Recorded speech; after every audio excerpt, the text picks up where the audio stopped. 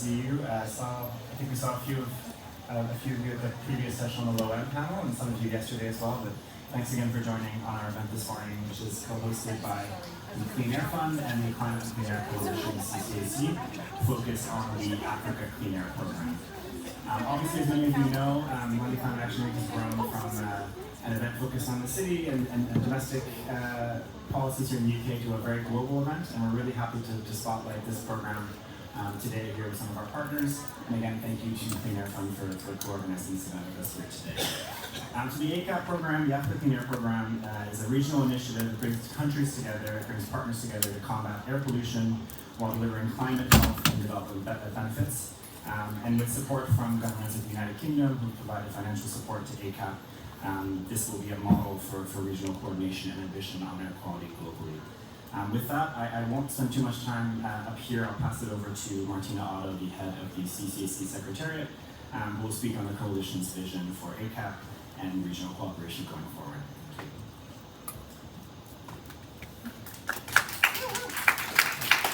Thanks very much, Vincent, and thanks to all of you for being here with us for this exciting program to dive in a little bit deeper. And well, Vincent said it already, we're focused on climate and clean air. We take them as a package because it makes sense from a science perspective, because in the end it's one atmosphere, there's chemistry happening, so it's hard to disentangle anyhow. And it makes sense from a policy perspective as well, because you get these multiple benefits and you're able to look into the global benefits from on the climate side, and you have the immediate sort of local benefits as well by addressing it from a pollution aspect. So that's the big win. And from a sector perspective, it makes sense too, because there's a number of measures that actually act on both. So particularly in these times, we see a lot of pressure on funding. Having a double dividend of measures is certainly a very powerful way to go. Now, what we are known for in the CCAC is our integrated assessments as well. They're done by our scientific advisory panel, and they bring together a community. It is about making the case for integrated approaches. We had the big global one, and some of you may know the global methane assessment as well that was done in a similar spirit. But what we've done is we broke the global one down into regional reports, and one of them was the regional assessment for Africa. It was done, we say, by Africans for Africans, with the support by the Stockholm Environment Institute leading the process, but it was really bringing together 100 scientists from across Africa and bring that to the fore. We identified in this process 37 measures across 5 key sectors. That was the starting point. One of the key findings that we had there was that there is a need for an Africa Clean Air Program for regional collaboration. We have regional cooperation efforts in other regions, but we don't have one on the African continent in the same way. And so that was really the starting point. There was high-level support for that in AMSEN, which is the Environment Ministers' gathering, as well as in the ANC, African Union Commission context. We've teamed up, and I should have mentioned that as well, obviously for the integrated assessment already with the ANC, but now also in the implementation effort, how to bring this to life, this finding, and the political commitment that is out there. And we just came out of a workshop that was held in Ghana, and we'll have Peter tell us a bit more about that. But that was a rallying moment to come forward with a roadmap, with an action plan, how to actually bring this effort to life.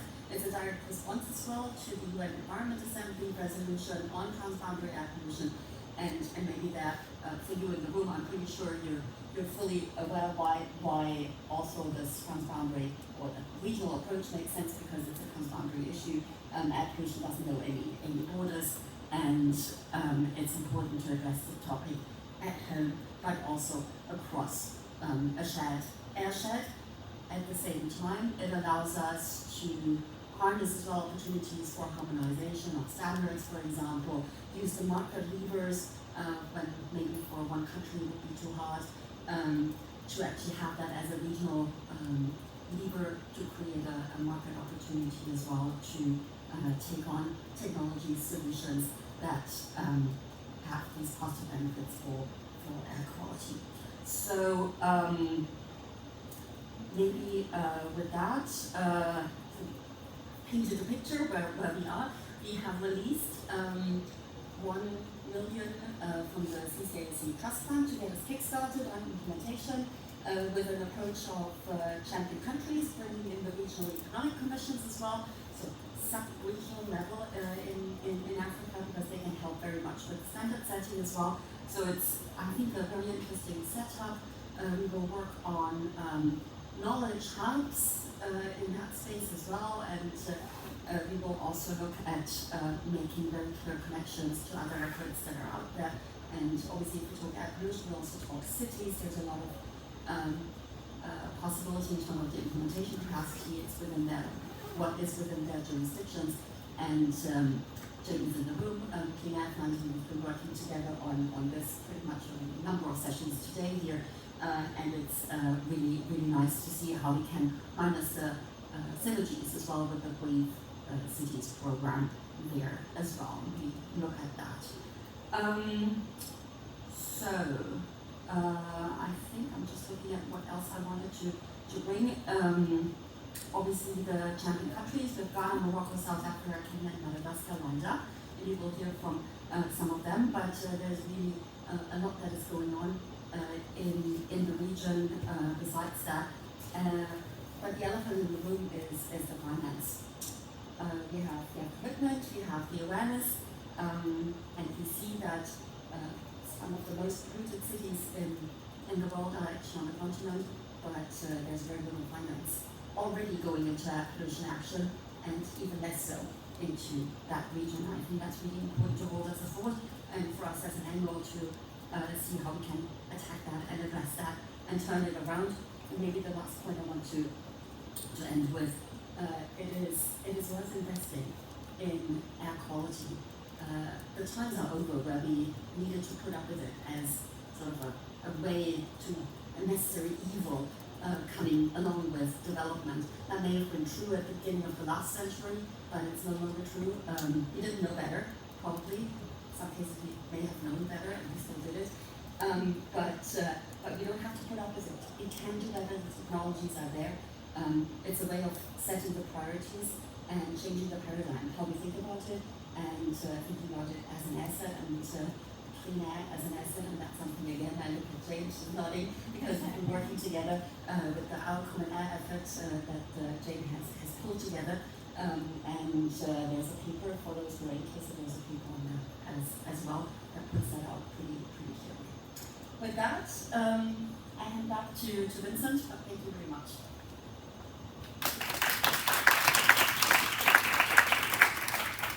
Thank you, Martina. We're now pleased to share a recorded video message from Lord Collins of Highbury, who's the UK's Parliamentary Undersecretary of State for Africa. And bear with me and my tech skills.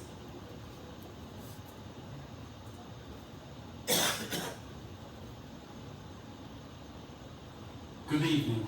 I'm sorry I can't be with you in person today, but I am pleased to support this crucial initiative. Air pollution is a silent crisis, one we must confront together. Every year, more than 700,000 people in Africa die prematurely because of it. Women, children, and those living in poverty are bearing the brunt. But this is not just a health issue. It's a development challenge which comes with an opportunity. With Africa's population set to double by 2063, and more people living in cities, we must seize this chance to grow in ways that reduce pollution. That's why the African Union's endorsement of the African Clean Air Programme is such a powerful step forward.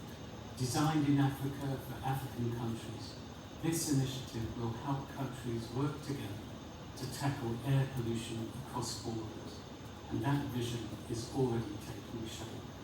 Just last month, leaders met in Accra to shape the programme's roadmap. Countries like Ghana, Kenya, Madagascar, Morocco, and South Africa are stepping up as champions, and the United Kingdom is proud to support this effort. In March, we announced £700,000 in funding for the programme, building on our long-term commitment to international cooperation on air quality. But we can't do it alone.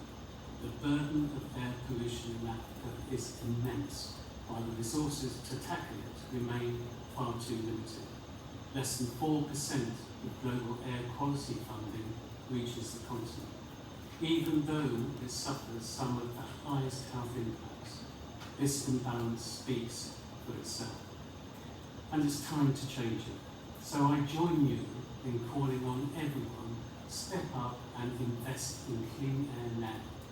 Because only by working together can we deliver a cleaner, healthier and more sustainable future for all. Thank you.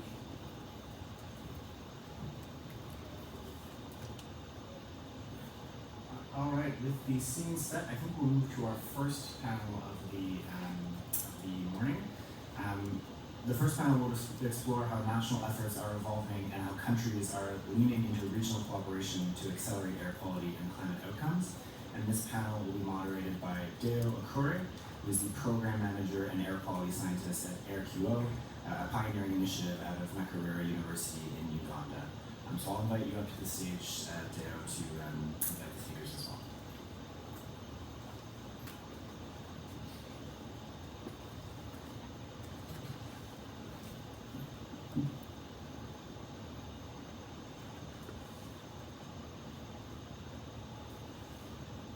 Yeah, thanks, Vincent. It's an honor to be here today and to guide this panel. My name is Deo. I'm from Uganda, and leading research and global partnerships for ACAP. We are working with our partners across Africa to strengthen the capacity to develop scalable solutions for clean air. So this is really very timely and important for us. So for today's session, we're going to be joined by two representatives from two countries, Africa's 54 countries. Right. So Dr. Peter Derry, Director of Environment, Science, Technology and Innovation, from Ghana. Then we have Asmao Jibril, Head of Climate National Council, Climate Federal Republic of Ghana, Nigeria. If you please take your seats.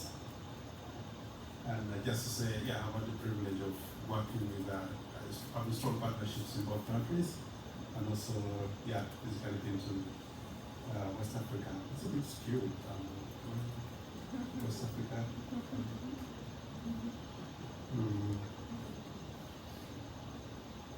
Right.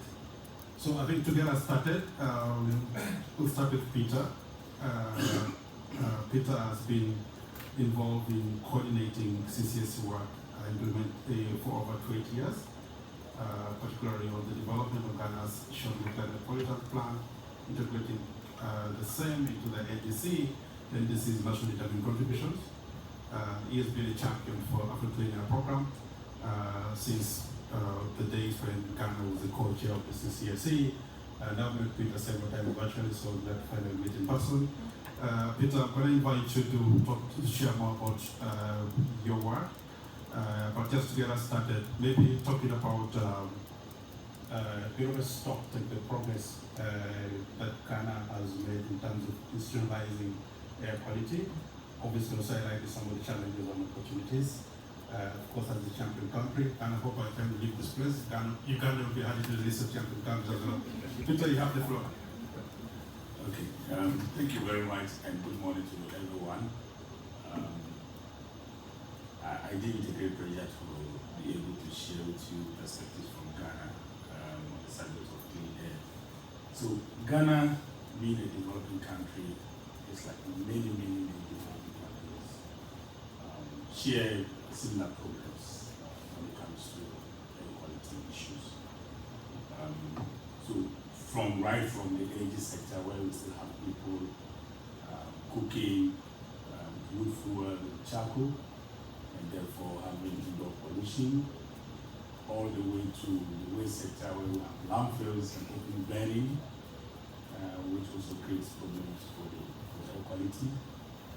And then all the way to our transport sector where we have fairly old vehicles running on the streets, which have very low standards when it comes to vehicle standards, and therefore polluting the air.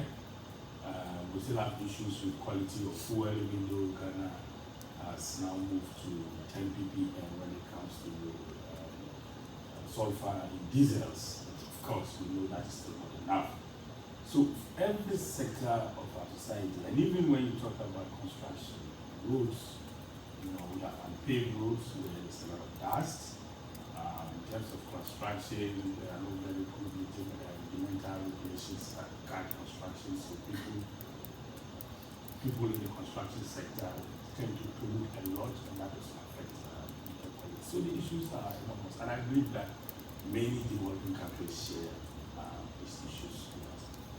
So we have not been sitting alone. In spite of these challenges, we're trying to do our little best. We are aware of the fact that if you want to improve air quality, you need to invest in capacity, you need to invest in infrastructure, and you need to invest in logistics, monitoring, and many other things. So what is it that we've been doing as a country? So the first thing is that we have developed an air quality policy framework that has helped us to develop sub-national air quality plans for a number of our sub-national local authorities, which is guiding the way the control and manage air quality within their jurisdictions. So for example, Accra, which is the capital of Ghana, has air quality management plan, which is guiding the city, and of course that's where the congestion is equally for major cities like Kumasi and Takoradi. So that's one important thing, because we need a framework, we need a policy to be able to guide what we do. So that we have. Beyond that, the EPA fortunately has been lucky to have some donors helping us to install some sensors for monitoring across some capitals of some regions, and also in certain parts of some research institutions. And so we have quite some monitoring logistics that are monitoring, especially where the intensity is very high in terms of pollution. But we also have low-cost monitoring sensors that are across the different cities and trying to monitor and give us real-time information when it comes to air quality issues. So we have real-time information when it comes to air quality index. And this has helped us to establish our air quality information management system, which is helping us analyze the information that comes to the system. First, we used to have the information very raw, and that did not help. But now with the air quality management information system, we're able to analyze the information, and that is helping when it comes to decision making. And then we have also set up a number of national committees, that multi-sectoral committees, bringing different ministries, different institutions in the area of air quality to meet quarterly to discuss the outcomes of the monitoring index, and also to discuss issues related to policy in general when it comes to air quality. Beyond that, we are also taking steps in the different sectors to see how we can reduce air pollution in the different sectors. I mentioned about the energy sector, where we have tried to reduce sulfur in energy. Now we have 10 ppm. Before it used to be around 50, and so we reduced considerably, and that is helping to reduce at least pollution from the transport sector. There are quite initiatives, a number of initiatives in terms of clean cooking. Also, even with the support of the CCSC and other partners, we've been able to roll out a number of programs when it comes to clean cooking. The government has been able to roll out 2 million LPG stoves across the country. And then we also have a number of private sector investors coming in with these stoves, especially those that are coming with the support of the carbon markets, and quite a number of initiatives in this. So there's quite some social efforts for going on there.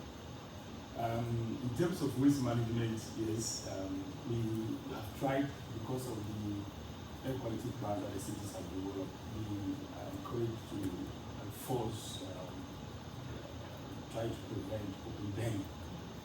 And so, over the years, considerably it has been reduced, especially with the Brief Life campaign that was launched in the project. That has helped a lot in trying to reduce open burning also in Ghana. So quite a number of initiatives in terms of what we're doing to improve air quality system. But beyond that, we talked about challenges. We still have quite a lot of things to be done. We need to build capacity. Most institutions do not have experts in the area of air quality, and some of those institutions are very critical, especially when you move outside the environment institutions to energy and waste and others who have very few people with that kind of capacity. We still have issues in terms of having the state-of-the-art monitoring systems or equipment. We need that. These low sensors, as we all know, have their own limitations, even though they are good to give us real-time information. So we need to improve on that. So we need quite a lot of investments. And then for the sectors, if we take the waste sector, we don't have people in landfills. We need to move away so that we can stop putting them in landfills. So we need investments, investments, foreign direct investments in those areas, because government alone cannot carry the cost of investments in the waste sector. So there are quite a number of problems that we need to resolve, from capacity to logistics to financial to even information data is still a problem.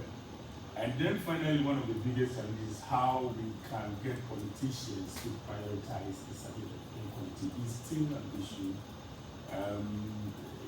Usually we have to demonstrate the cost of doing nothing or the opportunity cost for them to understand. But yeah, of course, even with that, politicians are always thinking, what is it that I can point out immediately? Air quality issues, as we know, when you invest in them, it takes some time for you to measure the outcomes and be able to demonstrate that it's because of this investment that's happening in achieve. And so, because of the 4-year cycle, they come in the first year, trying to settle down, they have only the second and third year. The 4th year, they are running around to campaign. So you just have 2 years. What can you do for us within these 2 years that we can demonstrate to the people? And that can also sometimes be quite challenging. But we are still working very hard. Fortunately, CCSC during this year is helping us to establish a business case when it comes to the numbers in the state that's ongoing. And hopefully when we have that, we can engage more with the politicians to demonstrate to them why there's a need to prioritize equity. But I normally say, if you say you're a politician, you believe in the development of people, what is it that is more than life? Because when we talk about air quality, it's about life. If you don't have people, what is development if a human being is not there? So that has always been the emphasis that I try to make when I engage the look. It's about the people's life, the people that you say you care for. Look at the amount of cardiovascular diseases that are emerging as a result of the quality when it comes to money, and the amount of money that we're spending is related illness. Can you calculate that and see whether, if that was saved, it couldn't have built more schools, more roads, and some other things? So basically, this is what I want to say initially, and then maybe later I will come back to you. Thank you very much.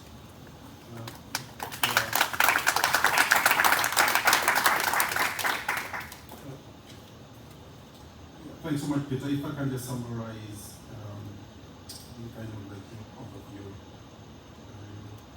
I would say, one, we have shared problems. These problems across Africa kind of similar. We talk about whether it's waste, household pollution, or mobility, residential. So that's great, because then it means we can be able to, easily replicate or share solutions as well. But I think the point you mentioned, we want to highlight this, is the need for us to be coordinated, more importantly, create avenues to make that happen in a way that it creates political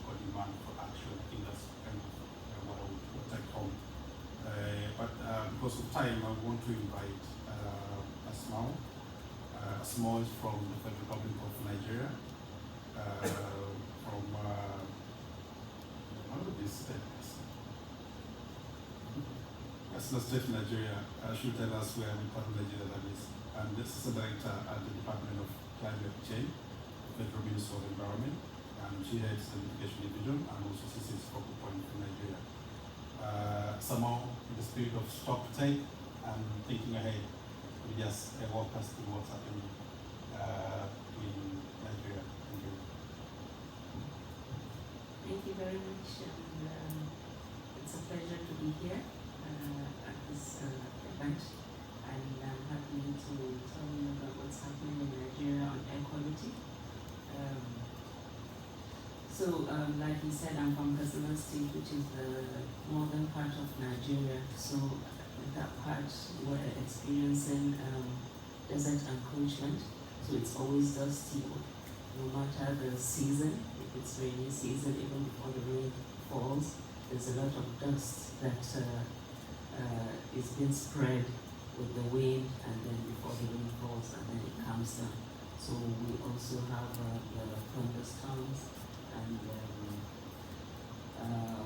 those places, those areas are remote areas, so we have a lot of,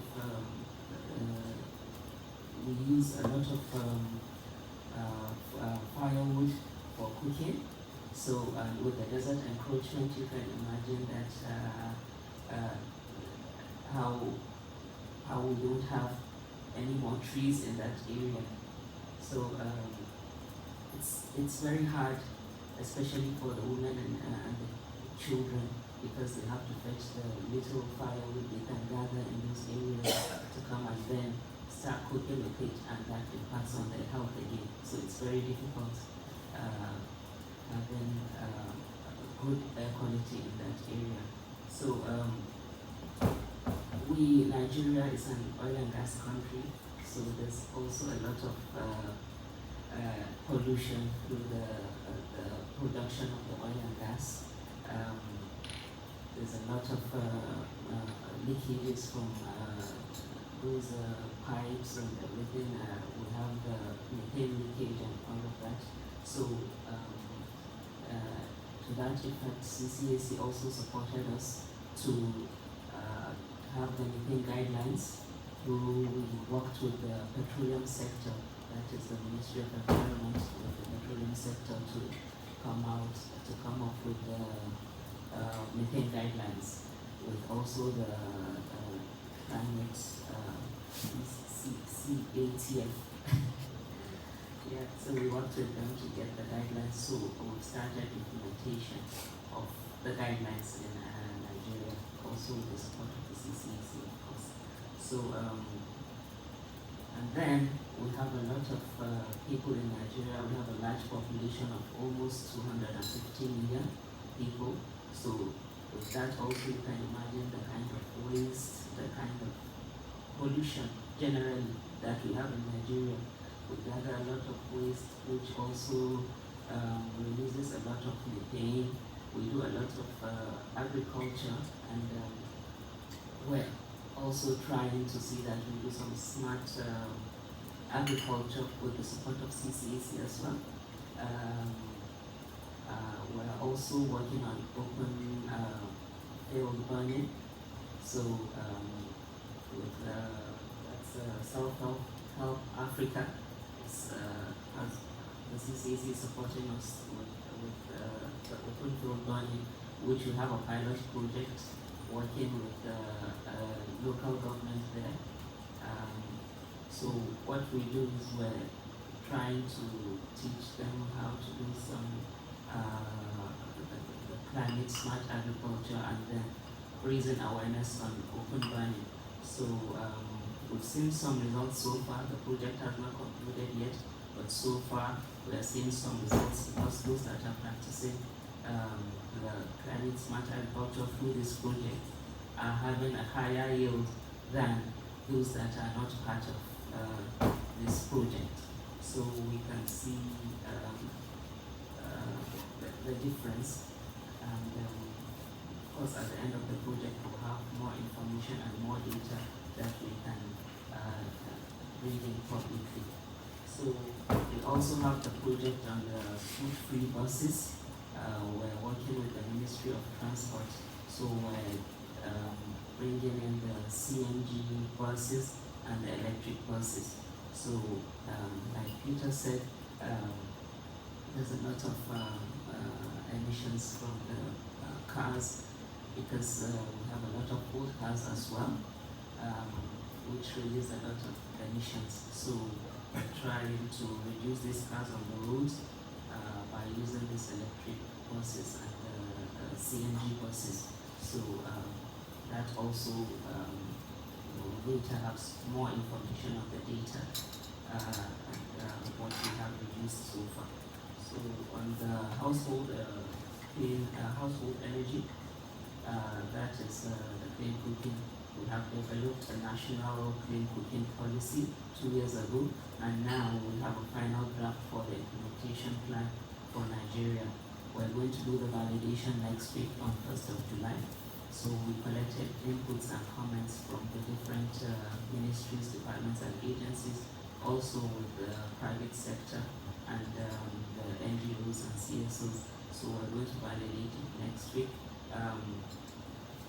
The implementation plan is the operational backbone of the clean cooking policy, which will identify concrete steps to accelerate the adoption of clean cooking fuels and new technologies. So sometime next week we'll validate and then we'll have the implementation plan in place to guide us. So I will stop here now.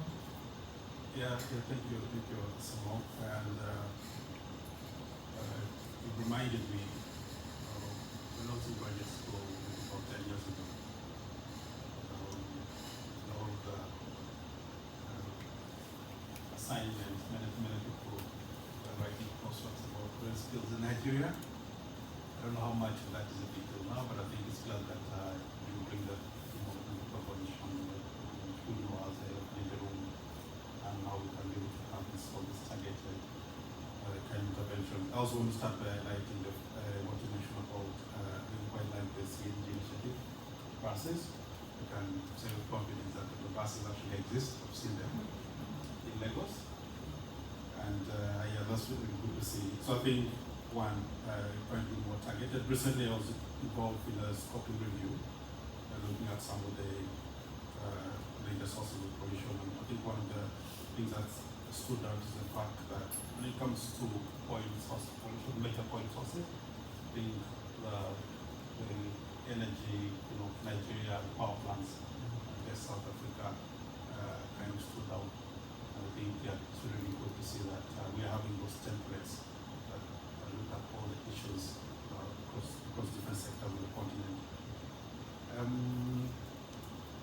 I think just to go back a little bit to the Clean Air program, this is about regional cooperation, and now thinking about connecting, ensuring that we're working not just across borders, but also across disciplines.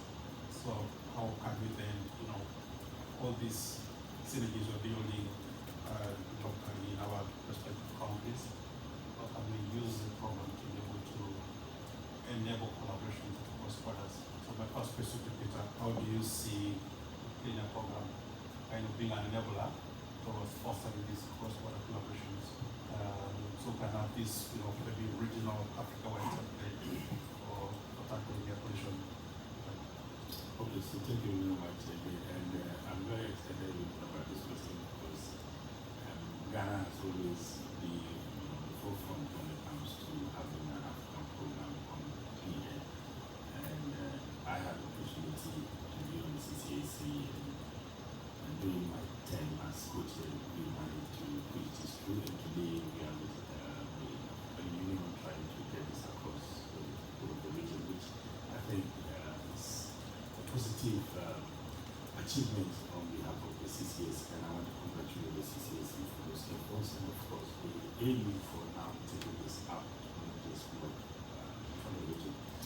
So just like climate change, air quality issues are also transboundary.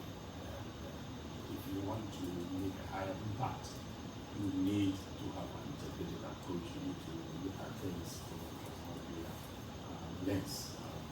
Because what tends to affect Ghana tends to affect the other countries like Togo, Ivory Coast, Burkina Faso, so on and so forth. Because we share borders, we have our populations moving across, and apart from that, some of the issues are you can have an open den in a town like Aflao, and if you're alone, you can suffer from it. It's very, very important to know that. So because of that, there's a need to bring us together. You talked about integration across sectors, not just across the sectors, but across the countries also, and also across different approaches. All that has to be looked at. And it's fully said that when you come together, you become more stronger. You become more stronger because you have the opportunity to benefit from economies of scale, you have the opportunity to stop duplication, you have the opportunity to learn from experiences and bring to reinvent the wheel. You also have the opportunity to mobilize in terms of momentum and support for action. So it is important that we champion this African program for these purposes. Now, if you look at the African assessment that was carried out and the outcomes of the assessments, and if you look at the, like I said in my earlier submission, the problems are almost similar and the solutions are equally similar. Then why do you want to build them in silos? So coming together helps to like I said, to give us the economics of scale that we can get from action. And then, of course, that will also help our regional economic communities to be part of the initiative once we have an African program. Because,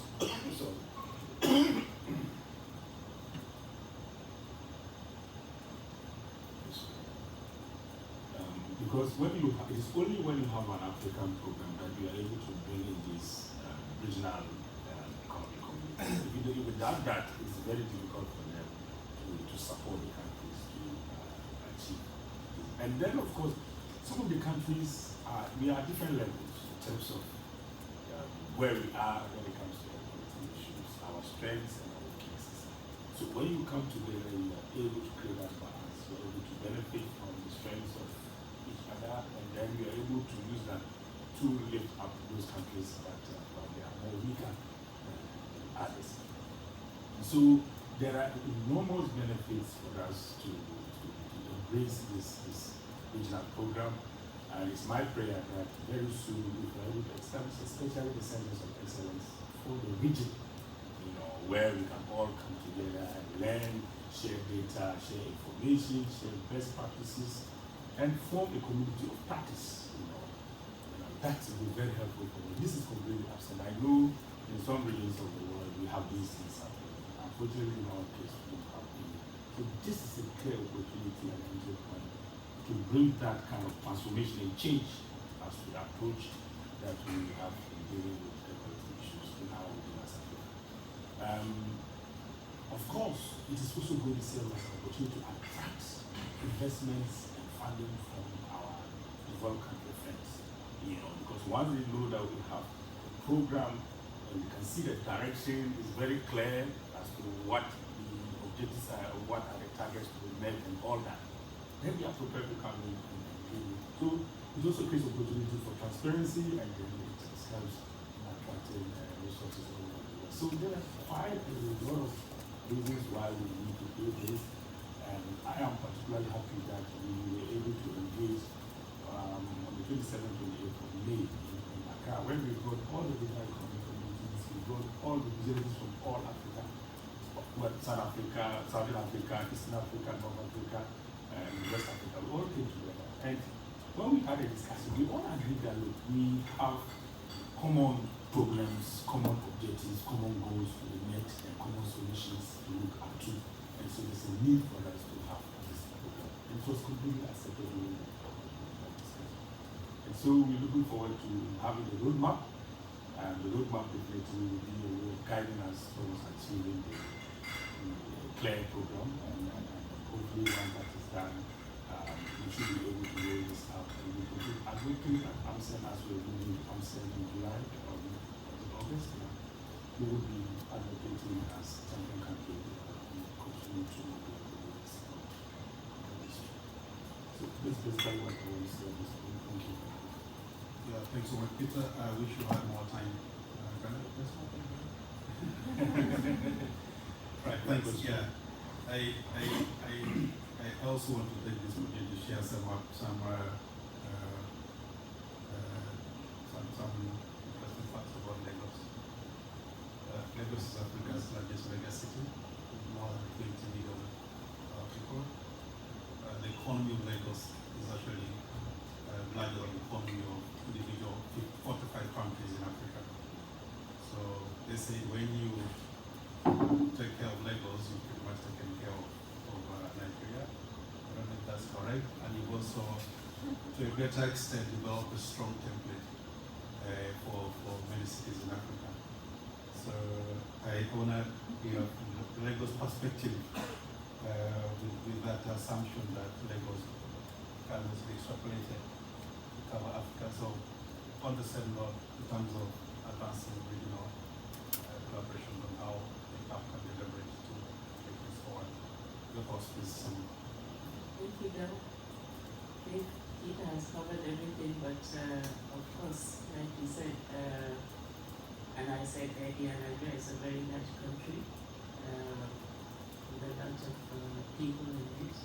The population of Nigeria is more than the rest of West Africa put together, all the other 15 countries put together. So just like you said, Lagos alone has 20 million people, but that's not the largest. We have Kano, which is the largest, but Lagos is because it's more industrious, it's more industrialized, and there's the sea there, there's so many industries, so there's a lot of pollution in there, and it's jam-packed. The space is small, the square meters for Lagos is small, but the one in Kano is larger, and the people are more dispersed, so that's why we have more pollution in Lagos. So of course it's a welcome idea to have a regional thing, an African thing.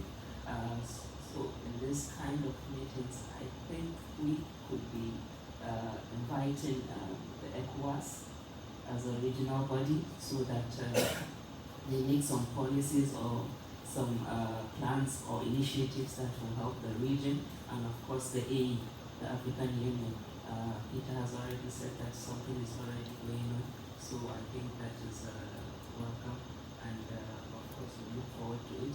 But like Peter was calling his moves that they have on saying that the pollution moves around, but of course even we in Nigeria, that is 2 countries,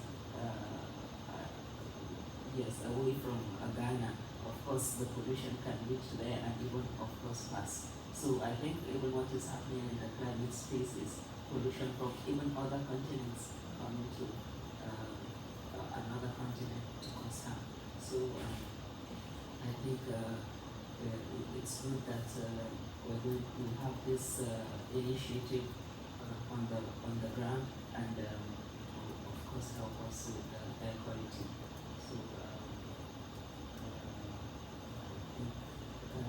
yeah, I have one last question that might put you both on the spot, but I wanted to, I don't know if there's an intervention from the floor, and then we will talk about Africa. Right, yes please, your name and the question.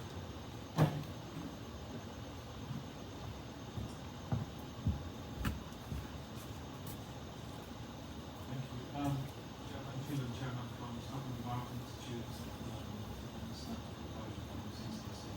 so just to be dairy, so one of the issues that I've found when we've been working with countries where I think Ghana has done particularly well is not only the integration between the countries, but also the integration within the country between different departments.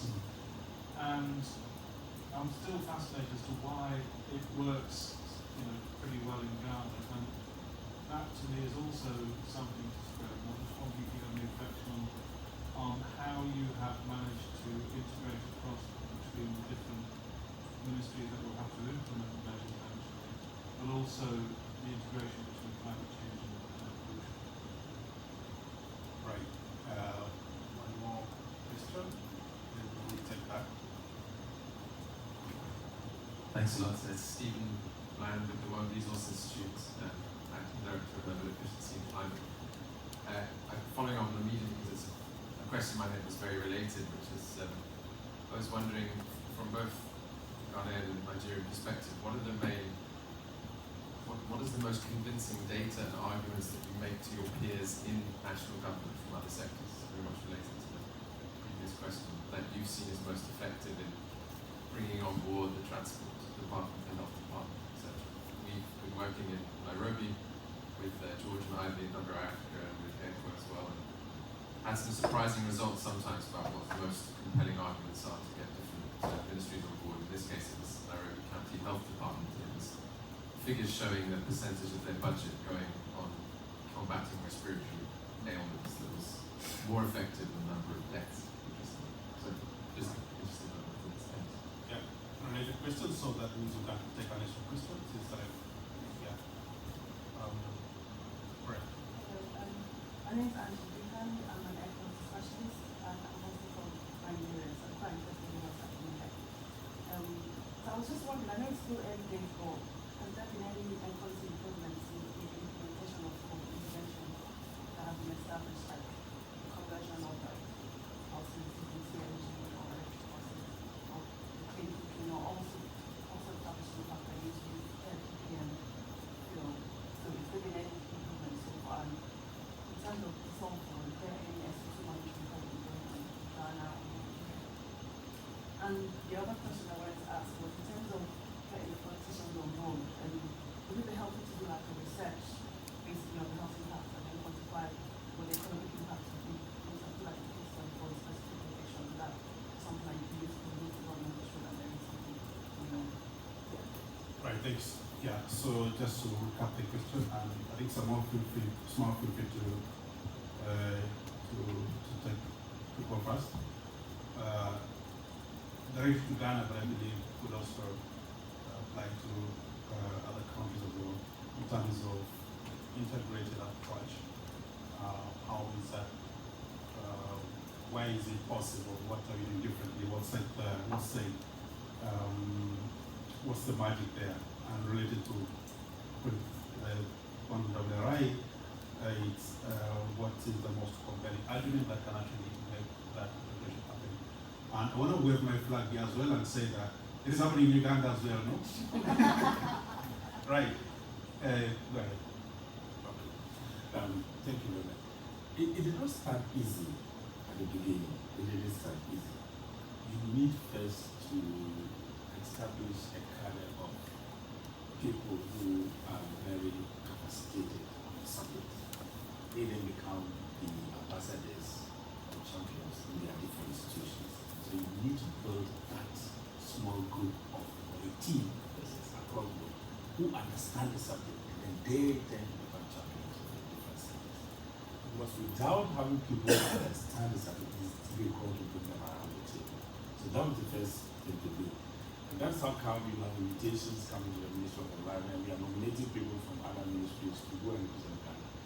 In other countries, it is an invitation to the Ministry of Environment, so it is ours. We go for all the meetings. We don't do that. So invitations come and you see me nominating people from other sectors to go there. I want them to be conscious. I want them to get awareness. And when they come, they make my work easier because the one we are trying to coordinate them in the customer. So that's one thing we need to look at, how to build capacities, create champions in the different sectors, help them to move forward much easier. We also make sure that we do not pool resources. We allow the different institutions to deal with the issues within their sector. So we come together, we talk, we agree as to what has to be done, but then Ministry of Health, Ministry of Environment, Ministry of Transport, go and take the action and come and give us the report as to what you have done. We are not going to say that let's have a central point where we will be taking all the actions. No, that's going to be very good. Let them work within their mandates, which will result in achieving the very objectives that particular coordinating body wants to achieve. So these are two critical areas that we need. And then when we go for budget here, I can assure you, when I go to defend budget from my ministry, I don't speak only for my ministry. When I touch on the subject that is multi-sectorial, I tell Parliament, I tell the Minister of Finance, if I'm sitting there, I'm the one speaking, that this also touches on this ministry and that ministry. And these ministries will also have to do this to complement what we are doing. And we have told ourselves that that is the way to go. There is no point acting in silos and trying to protect thefts. That's not the way you can achieve results. So that is what I can say, and maybe that's why it's working for us. And but different countries are different, and the circumstances could also be different. So that is for integration. We said the next question was. I think this is directed to us now. On one, what is are there any improvements? Even though this is the pressure coming in, are we actually seeing results? What we are doing, is it able to clean us? Is there any evidence to suggest that all these CNG investments and whatever is happening actually translating to clean air? Do we have evidence on that? And is it also possible to look at research in some of the areas of health and so on? If you could take the first question and also tackle that as well. Okay, so on the evidence, like I said, these are the projects we're working on now. So we're still trying to bring in, to get data that these projects are connected to our NDCs, and the results usually will be by the NDC is by 2030. So we're still putting in, getting in data and information that we are going to use towards our target in 2030. So like I said earlier, the open burning project that we have, we're already seeing some results. We're seeing some difference from the business as usual. So these we're all still putting together, but those are things we have already started seeing with our own eyes, and seeing that this we're having a better yield of products and all of that. But for the information, for the data, we're still putting it together. We have submitted a biennial transparency report where we have some information, but the main data information and results we're going to submit by 2030. But periodically now we have some little information and data that we already have. Right, just one closing question for me. In 3 seconds, if you have $1 million, what will you do? To spend on one initiative under ACAP, what would that do? Peter? If it is for the region, I will want to have a state-of-the-art center of excellence. Center of excellence. But if it's for my country, then I would want to have very state-of-the-art monitoring system, Right. including the Center of excellence monitoring capacity. As now, Question again? $1 million on the table to spend on one initiative within ACAP. Okay. So we'll have a model that will go around the whole of Africa, and which will give us accurate information that this is what is happening, this is the kind of emissions we're having, and then of course each of the different parts of the continent will have their own special kind of program that will reduce these emissions. Right, thanks so much. On that note, can we clap for our fans?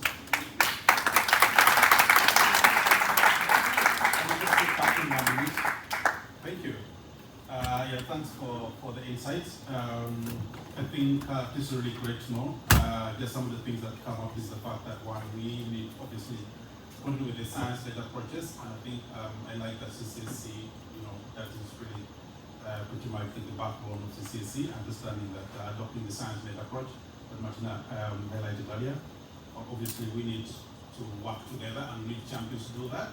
But at the same time, we really have some mechanisms really established, whether it's regional bodies like ECOWAS, EAC, East Africa, SADC, and so on and so on, that deliver all those different avenues to move the conversation forward. On my earlier point of 52 other countries missing from the room, the conversation continues. We're going to have this same session up in the Clean Air Forum in Nairobi, where we're coming together to talk about air quality issues and collaborations in Africa, and also transboundary, cross-border, transdisciplinary collaborations to move us closer to clean air for African cities. Thank you very much, and thanks for listening to me.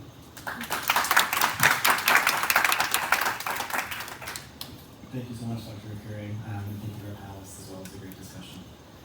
So now we'll shift to our second panel, where the focus will be on global and regional partners who are instrumental in supporting initiatives such as the Africa Clean Air Program, both through knowledge, funding, as well as strategic alignment with some broader initiatives. So without any further ado, I'll invite up our moderator for the session, Chloe Watson, who is the Senior Manager at C40 Cities and the Breathe the Cities initiative. Chloe, thank you.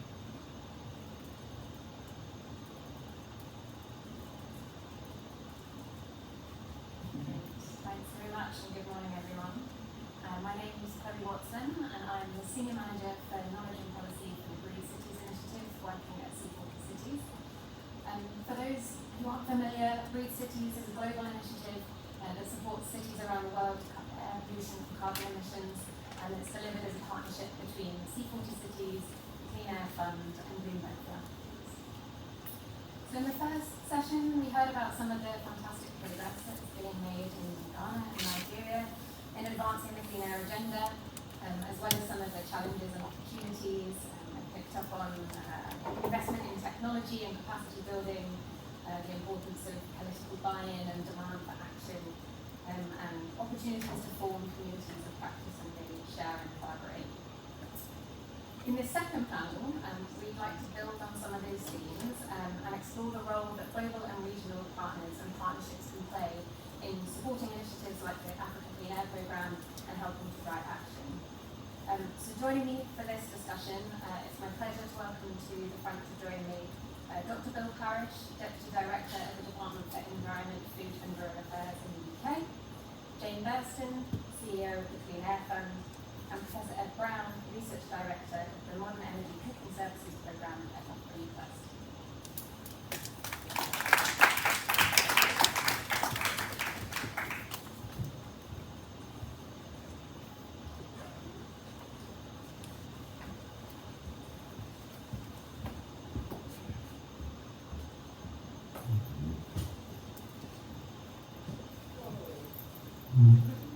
Great. All right.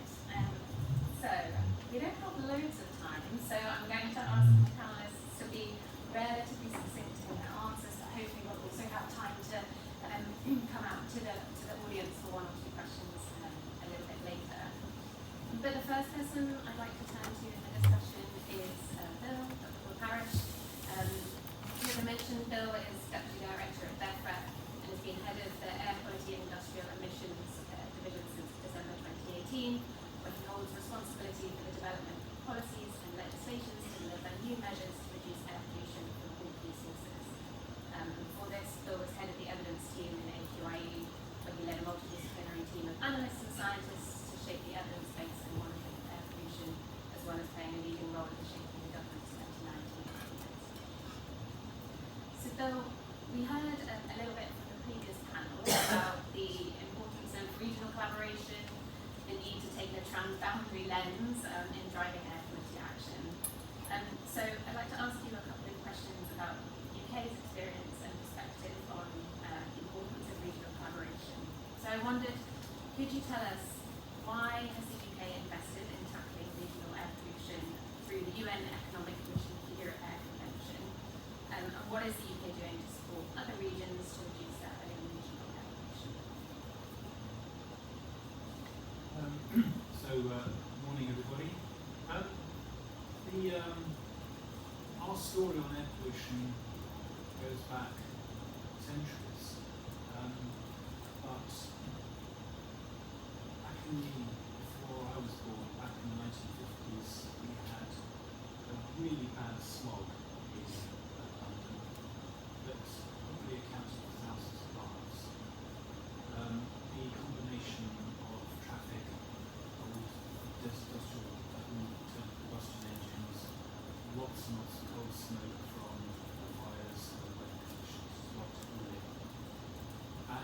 be part of the Clean Air Act. But we relied on coal an awful lot for energy, all the way into the 1970s and 80s. And we realised that we were exporting an awful lot of acid rain, sulfur dioxide pollution to Scandinavia. That caused pretty serious impacts on trees and the natural ecosystems.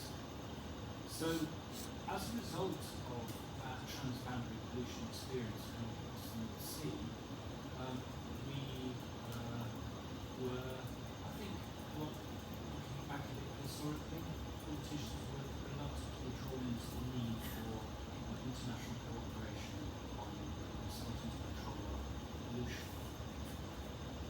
Now, we still export pollution, but we are also very sensitive in the UK to transboundary pollution coming in our direction. We are close to some really big shipping lines.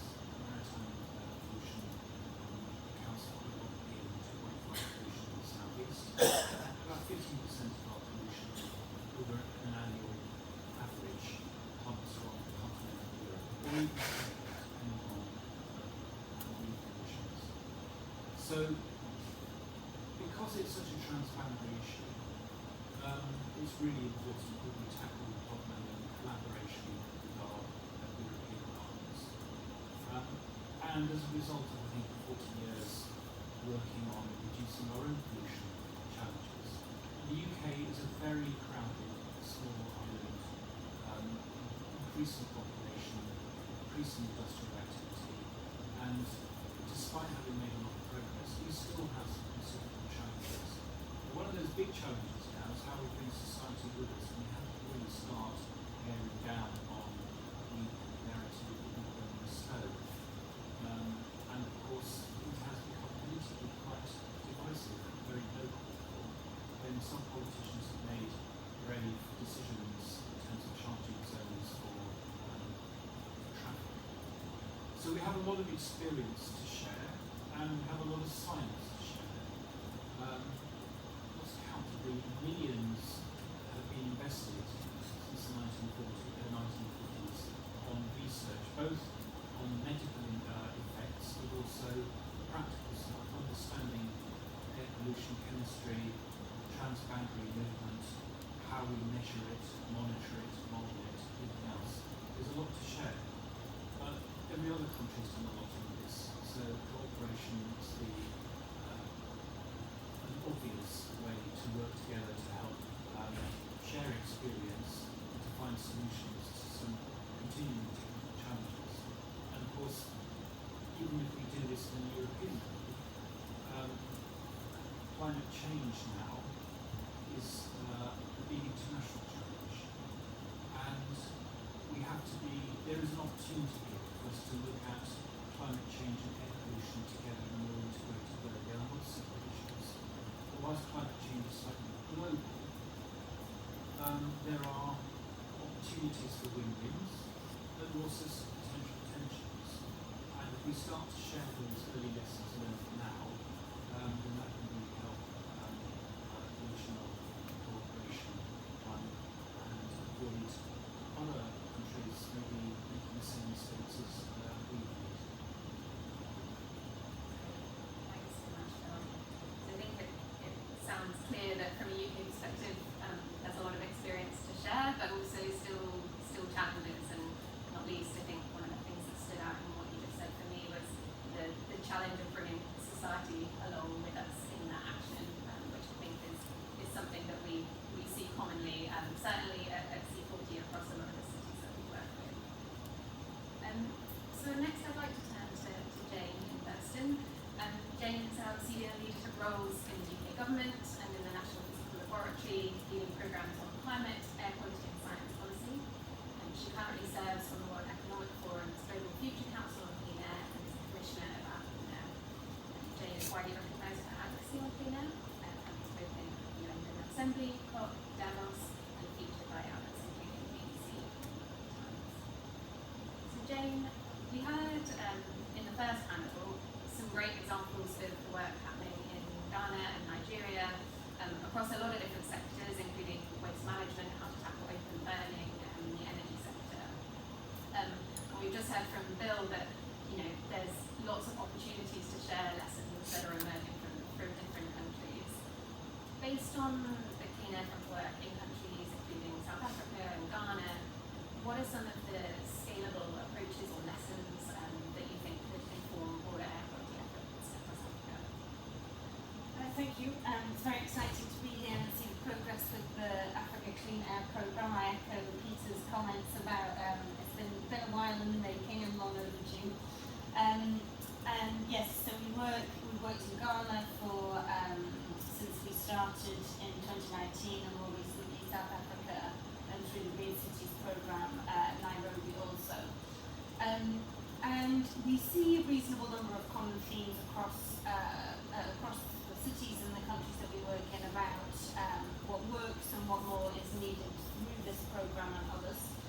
I think first of all, as the previous panel has mentioned, the need for more data, both for a baseline, where is the pollution coming from, how much is there, and also for monitoring progress of different policies. One of our grantees, OpenAQ, which aggregates all air pollution, well, as much air pollution data as it can in real time from around the world, produces a report every year on how much data there is in the world and where is it coming from on air pollution. And they say that only, I think 20 of 54 African countries have a government-operated monitor. So 34 countries do not even have a single government-operated monitor. And I think that situation is going to get worse in the next report because of the US Embassy pulling out of their monitoring program, which has been the anchor for lots of countries. So this is a gap that's actually widening for Africa that I think we all rapidly need to do something about. Low-cost sensors is one option, and in Accra and in Nairobi, Green Cities has been supporting the dissemination of low-cost sensors validated against government sensors, so it's not going to replace these single government sensors that are required, but it's important to track pollution hotspots and to help citizens see what the pollution is in their neighbourhood and to give the government a bit more data on which to operate. I think another thing that, if I had $1 million to your question, through the Africa Clean Air Programme I might spend it on is increasing regional programmes on the kind of data and monitoring. Something that we have funded is AfriSet, which is a low-cost sensor monitoring validation centre at the University of Ghana, and that also brings in and trains people from across Africa on how to use sensors, how to analyse the data, and connect them with one another to share information about what they're doing. So data is number one of four. Number two, I would say community engagement. It's all well and good having an ambitious politician. I mean, in Peter's case, he's spending a year convincing the politicians. If you could do that with the support of citizens, it might go a bit quicker. And there's an amazing organisation called Urban Better, which is working with young people in Lagos, in Accra, in a number of cities in South Africa, getting them to use exposure monitors, run around the city or cycle around the city, mapping pollution as they go, and then taking that data and their ideas about policies to politicians. And I think working with organisations like them and young people will really help boost political ambition, as well as then provide the cover once the politician wants to release a new policy. And then thirdly, one of the things that has already been talked about, and Bill mentioned it a lot, is this airshed approach and working on transboundary pollution. We see a huge amount of ambition from city mayors, so you do in your role too. I guess it's because they're closer to the population, they can see the impacts.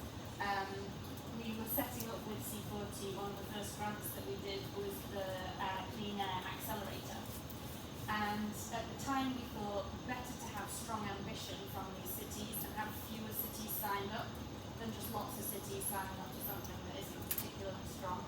And so we set ourselves, based on what we were asking them to sign up to, what we thought was a relatively ambitious target of 10 cities globally to sign up to meeting WHO guideline limits in the fastest possible time.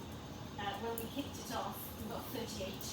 Very quickly, 10 African cities joined in, and now I think we're at over 50. So city mayors are, I think, where the action is happening, but they can't control their pollution blowing in. They don't always have the powers, so using an airshed approach I think helps tackle both things, both getting the national government involved with the powers that they agree to powers that they have, and making sure that transboundary pollution is covered. And then finally, given that this is the ACAP meeting, I think the fourth thing will be the need to strengthen regional cooperation.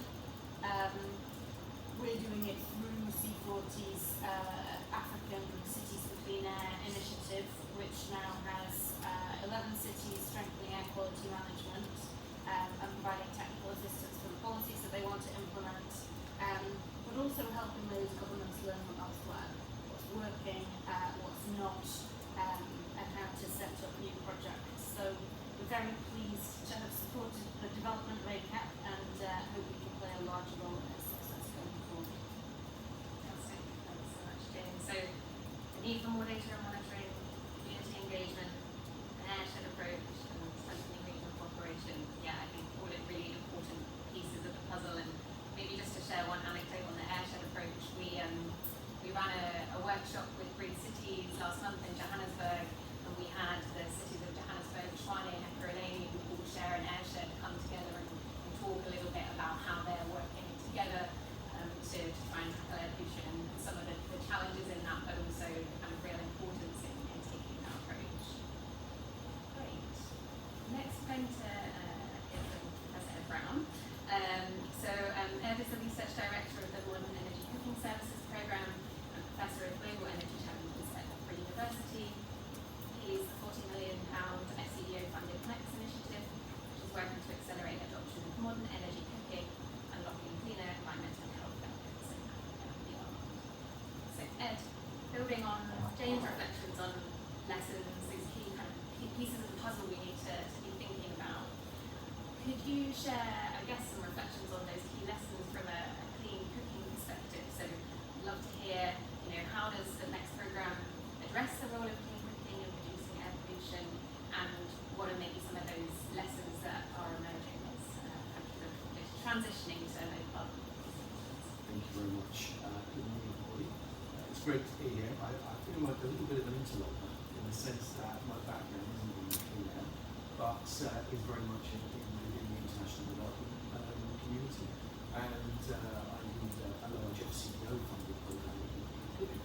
So it comes at this from the developmental impacts of clean cooking and the challenges that many billions still face. And I think that's the real kind of crux of this issue from that perspective.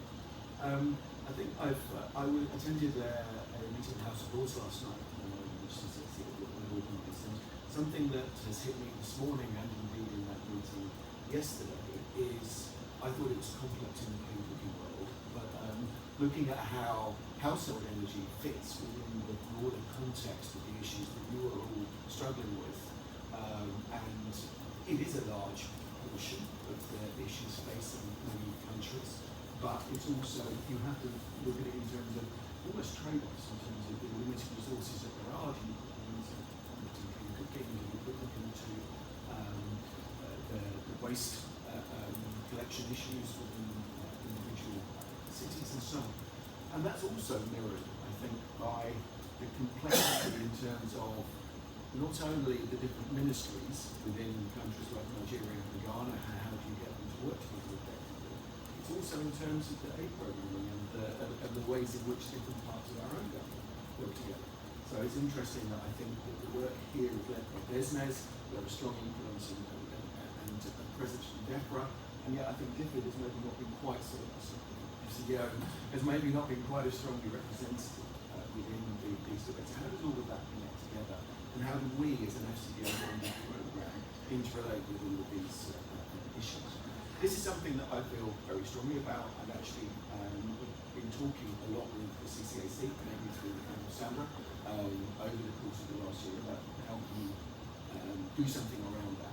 So actually, one of the things that we've done this year is we have a new program, it's a funded program starting, which is just looking at how we can embed the knowledge that we've developed in our next program within World Bank programming, in the Ascent program in Sub-Saharan Africa, which is focusing on very much on the implementation of energy access, and the Clean Air platform in South Asia. And what are we doing there? Well, one is trying to reflect on the lessons that we've learned from the transition to clean cooking in the 6 years of work that we've done under the next program, and instilling that knowledge within those World Bank programs. So I think that's the kind of crux of it. Just I want to make two other points, if that's okay. The first is, I think I've been struck by the complexity of the clean air aspects of the work that we do. So, for example, we've spent a lot of time over the course of the last 3 or 4 years looking at the implications of carbon for the uptake of clean energy cooking solutions. So, and this was mentioned in, I think, both of your presentations. And up until now, I mean, this last couple of years has not been a good time for those of us working in the clean cooking space because of all of the furore that there's been over the accuracy and the legitimacy of the carbon credits that we're getting from this particular sector. One of the things we did in relation to that is to develop a new gold standard methodology that utilises metered approaches to cooking, so that spans from LPG through to electric cooking, which gives much more accurate information around the actual usage of the appliances that have been sold within the marketplace. So in that case, you have much more accurate information, which overcomes a lot of the over-crediting that's been taking place within the market. And that methodology is now being used in a number of cases with Article 6 agreements for clean cooking. We've recently been working in Burundi under a Mission 300 initiative on electric cooking. Similarly, one of the companies we work really closely with, ACAP, has signed an agreement under Article 6 with the government of Malawi. So there's a lot of work that we've been doing there. However, I think it's really interesting that we want to do more on understanding some of the limitations that there are still on there. That's still brilliant in terms of bringing resources into the sector. In terms of the questions we're dealing with here, though, is you can be dealing with that as a major issue, but if it's piecemeal and you have a few people adopting electric cook stoves within one particular community, what impact does that actually have on the background pollution that is then affecting everyone within living in that community? So one of the approaches we've seen people develop is community or village programs where you have much more wholesale adoption, which has a much stronger potential to impact the overall levels of background CO2. The other thing that we've been doing is everyone in the clean cooking sector talks about carbon because it comes from money. At the moment, people don't talk about methane in the same way because it doesn't come with money, or at least it doesn't seem to come with money. And indeed, particularly with black carbon. Black carbon is by far the most important pollutant that relates to the cooking with using biomass. One of the things we've been doing with Berkeley recently is looking at whether we can use the methodology we've developed with gold standard under metered methodologies to add a black carbon dimension to that. The difficulty, of course, with that is a lot of geographical complexity within that resource. So those are the areas that I think fit under the clean air platform. One final thing I want to say, perhaps in the last slide, we can go more into detail some of the specific things we can do, is if we think that, certainly on one level, everything is really complicated when you look at all of the issues that you guys are dealing with. It's also, even when you begin looking at just the clean cooking sector, you might think that it's relatively straightforward because you're only dealing with cooking. But actually, one of the things we found is that there are a whole host of separate independent issues depending on the solution that you're utilising. There's been a lot of work done over recent years in transiting from traditional biomass stoves to improved cook stoves. In our view, it's a bit like cutting smoking from smoking 50 a day down to 30 a day in that kind of sense. So it doesn't meet the kinds of issues that we're looking at here. There's obviously LPG, a whole set of issues around LPG. Countries that have already developed it are right to use that infrastructure, but there's a big move towards investing more in LPG as a solution to clean cooking challenges. We take a somewhat different view.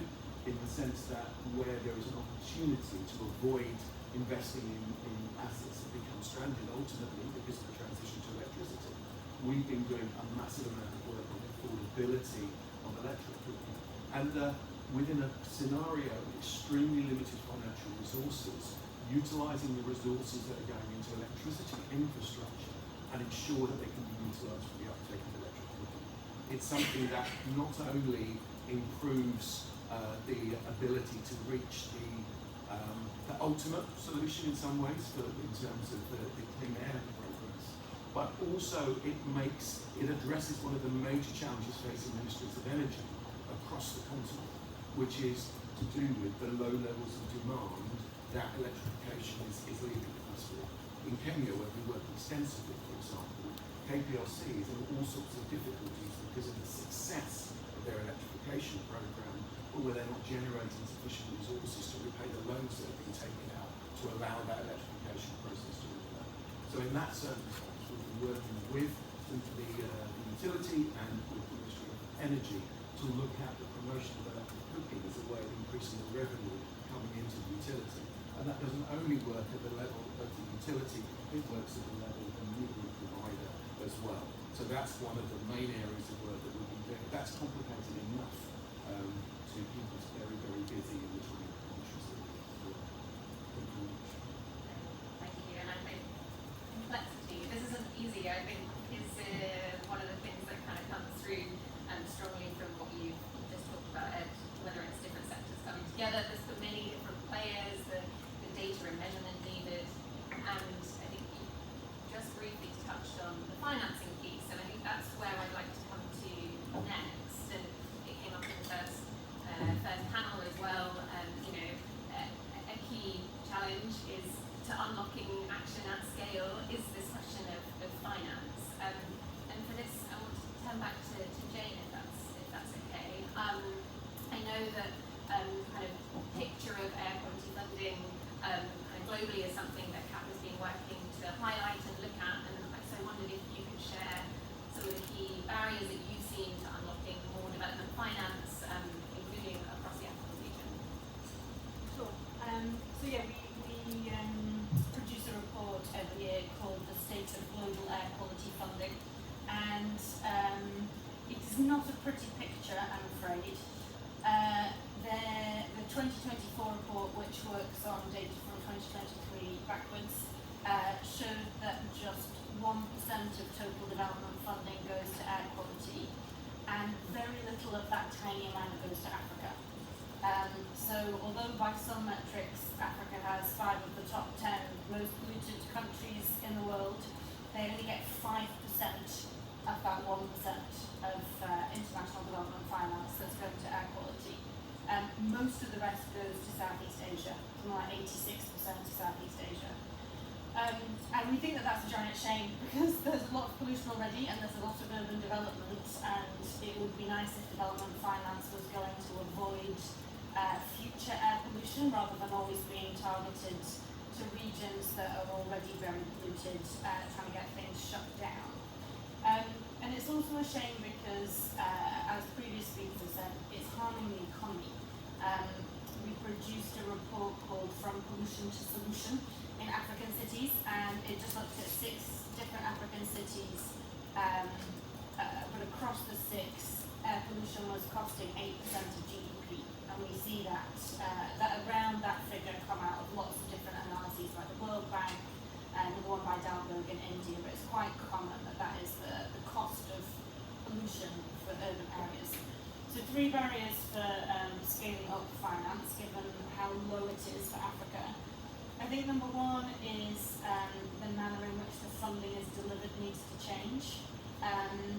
We know that around the world, 92% of air quality finance is delivered in the form of loans, not grants, and 2/3 of those loans are market rate, so it's just not affordable at all for low-income countries to exacerbate their debt burden, especially given Peter's point, so it doesn't pay back immediately, it takes time. These things, if it's a transport investment, maybe it's monetizable, but a lot of these investments are not even monetizable anyway. And you can't use loan funding to cover monitoring. that's never going to pay back. So there needs to be a lot more grant finance and concessional loans. I think secondly, we see a lack of effective de-risking mechanisms to attract other investment, and I think that we need to use some of the mechanisms that are being created, including on air quality particularly. We've seen a bit of momentum in the last couple of years, and are being used in South Asia and Southeast Asia. So we know, for example, that the World Bank has recently set up a facility at the Multilateral Investment Guarantee Agency. They've set aside $1 billion for investment guarantees for air quality projects specifically. The last one was just announced a couple of weeks ago for Bangladesh, so I would love to see Africa be able to take advantage of that fund and make investments more attractive to the private sector. And I think a second promising approach is results-based finance. Again, the World Bank has done a program in China at $500 million tying funding to verify pollution reductions. And I think that could be adapted to African cities too. And then the third thing after more grants, not loans, and de-risking finance is this point that Martina was making in her opening remarks about treating clean air as an asset. Finance ministers really need to see air quality as an investment, whereas right now they see it as a cost. We do need to hammer home how much of a cost it is, but we also then need to articulate what level of benefit is up for grabs. We're never going to eradicate pollution entirely, so what level of pollution reduction can you get to, and what is the health system cost saving for the health system, and the productivity benefit that you can get out of the reduction, and how affordable is it? And we need more local test cases. We always hear when we're talking about the economic benefit of clean air, this stat that the US government came up with, which is for every dollar invested, there was a $30 return, and that's great. But is it convincing for an African finance minister? I don't know. It's not a local case study. It's not from the region. It will be interesting to know, given the case studies of projects that have been implemented, what's the return, so that something that resonates a bit better with finance ministers in Africa could be being pushed.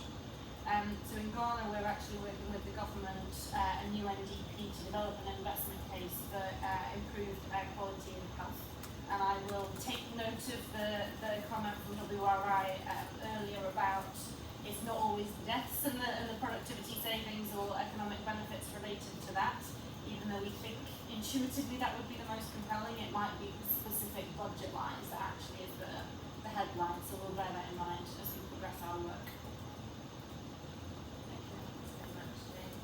I think that 1% of development funding goes on air quality is quite shocking and sort of underlines the scale of the challenge that we have in front of us. So thank you for sharing that. Sticking on the finance theme, I'd also like to come back to you, Ed, and just see whether you have anything that you would like to add from your own perspective in terms of what's holding back or sustaining or scale up investment, or maybe hopefully how can we close this funding gap? Thank you. I think one thing I think we perhaps need to do is get away from thinking that the only interventions that affect our objectives are the ones that come labelled as clean air funding. So I think certainly what we're looking at within clean cooking, I would say very little of the funding that comes into that is from the clean air sector, and yet it can have dramatic implications for clean air objectives. So, for example, if you think about clean cooking, I find myself talking to ministers of energy, I find myself talking to ministers of food and agriculture, I find myself talking to forestry, I find myself talking to the Ministry of Energy. It's mainly Ministry of Energy actually, but most of my work is in government.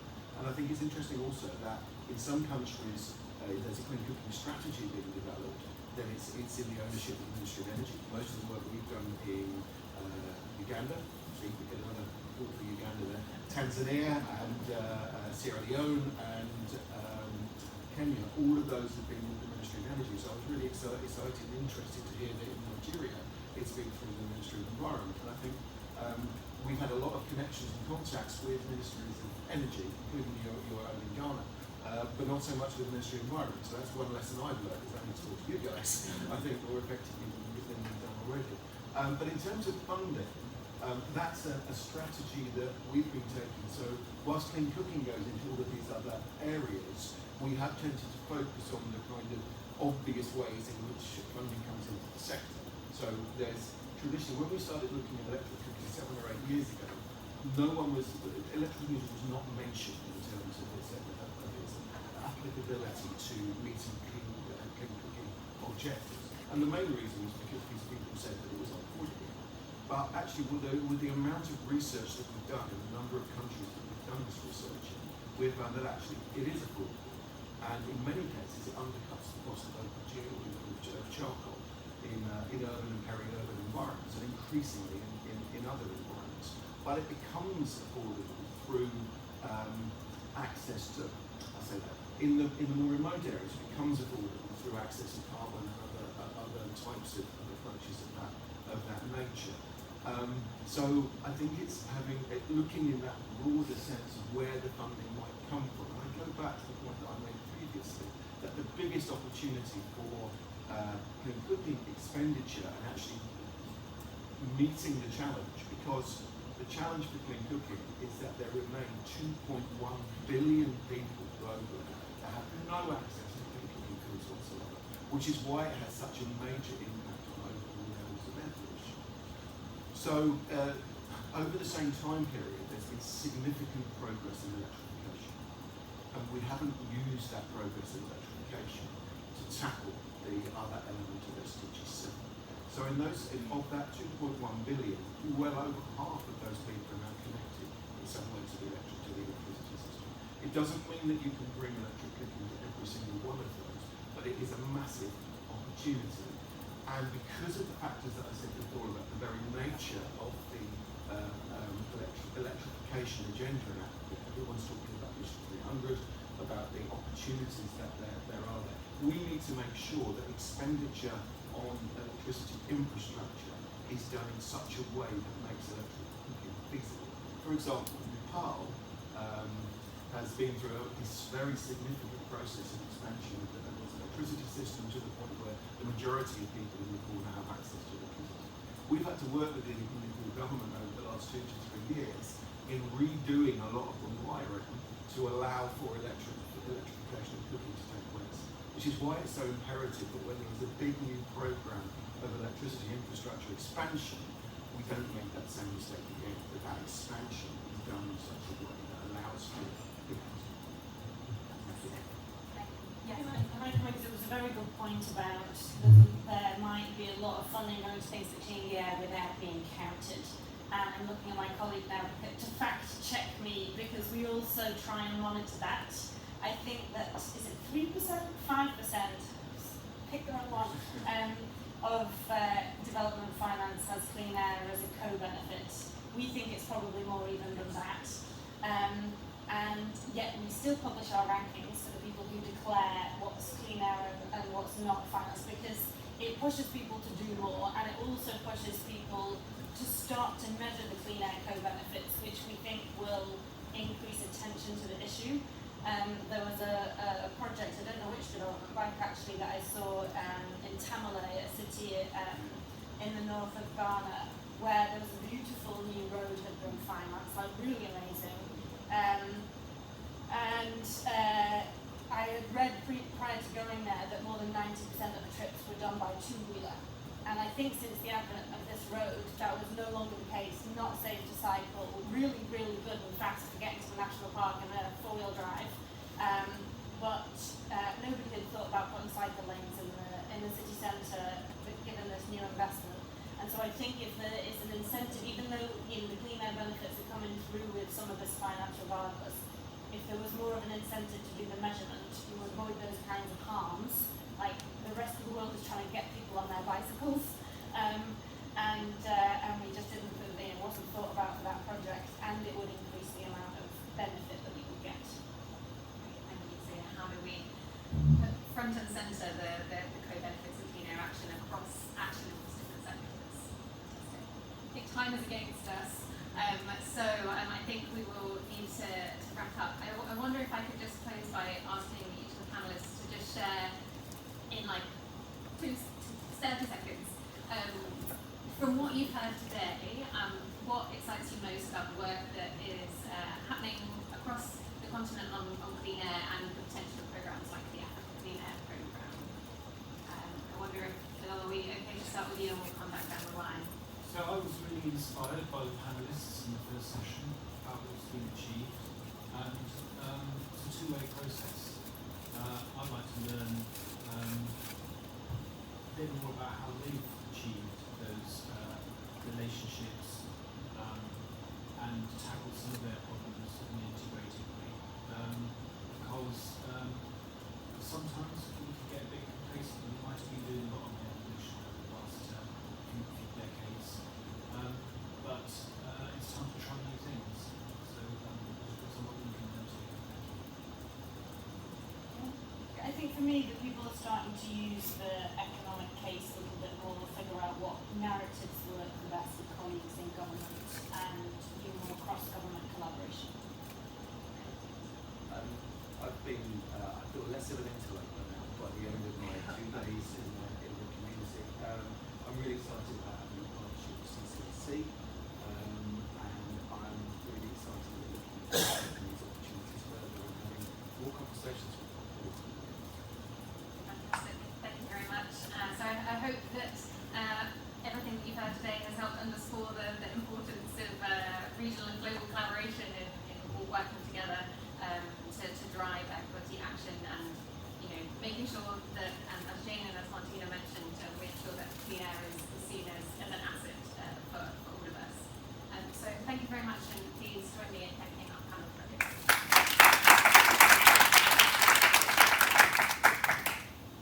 Thank you, Chloe. Thank you, panelists, all panelists, and thank you all for coming as well. That'll wrap today's this morning's session. I just want to pass an invitation, however, extend an invite to our next session, which is happening at 1 o'clock in about 40 minutes. We're doing a panel on air quality and health. We'll have again Jim Gerson, CEO of the Clean Air Fund. We'll have Mete